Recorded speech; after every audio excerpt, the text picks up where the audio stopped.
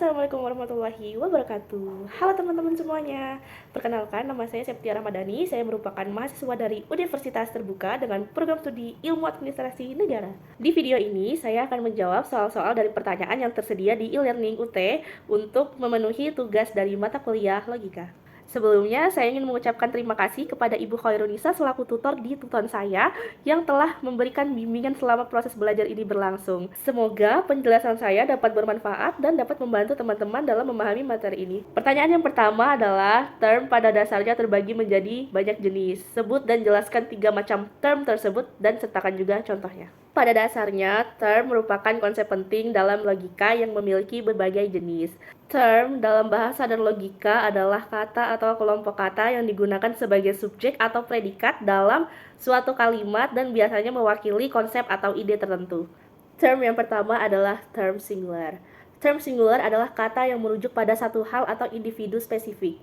Hal ini menunjukkan sesuatu tunggal yang dimana tidak lebih dari satu. Sebagai contoh, Fajar adalah pemain terbaik dalam tim. Kata Fajar hanya mengacu pada satu orang saja. Yang kedua adalah term partikular. Term partikular menunjukkan sebagian dari kelompok yang lebih besar. Artinya yang ada dalam kelompok tersebut tidak semuanya, hanya beberapa saja. Contohnya, beberapa siswa di kelas itu sangat aktif. Artinya dalam kalimat ini yang dimaksud hanya beberapa siswa saja, tidak semuanya. Yang ketiga ada term universal. Term ini biasanya digunakan untuk menggambarkan seluruh kelompok atau kategori tanpa ada yang terlewatkan. Semua entitas dalam kelompok ini termasuk tanpa pengecualian. Sebagai contoh, semua burung bisa terbang. Dan dalam kalimat ini yang dimaksud adalah semua burung tanpa pengecualian. Pertanyaan yang kedua adalah jelaskan dan berikan contoh sesat pikir atau logical fallacy. Bagaimana cara agar terhindar dari logical fallacy? Menurut saya, sesat pikir atau logical fallacy adalah kekeliruan dalam proses penalaran, yaitu saat seseorang membuat kesimpulan tapi langkah-langkahnya tidak sah karena melanggar aturan dalam logika. Dan sesat pikir dibagi menjadi 3 jenis, yaitu sesat pikir formal, sesat pikir verbal, dan sesat pikir material. Sebagai contoh dari sesat pikir atau logical fallacy adalah premis 1, semua mahasiswa adalah manusia.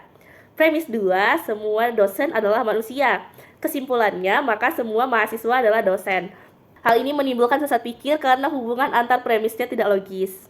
Di sini saya akan menyebutkan apa saja yang dapat dilakukan agar terhindar dari logical fallacy atau sesat pikir. Yang pertama, kita perlu mempelajari dasar-dasar logika agar kita tahu bagaimana pola pikir yang sah. Yang kedua, menggunakan istilah yang jelas agar tidak terjadi salah paham. Yang ketiga, pastikan kesimpulan sesuai dengan premis agar penalaran valid. Yang keempat, rajin berlatih dan membuat nilai argumen untuk meningkatkan ketajaman logika. Nah, teman-teman, ini adalah penjelasan saya dari pertanyaan yang sudah diberikan. Semoga penjelasan saya dapat bermanfaat dan memberikan pemahaman yang lebih baik tentang materi yang telah dibahas. Terima kasih sudah meluangkan waktu untuk menyimak video ini. Semoga kita bisa terus belajar dan berkembang bersama. Jangan ragu untuk berbagi pendapat dan pertanyaan di kolom komentar. Terima kasih, sukses selalu!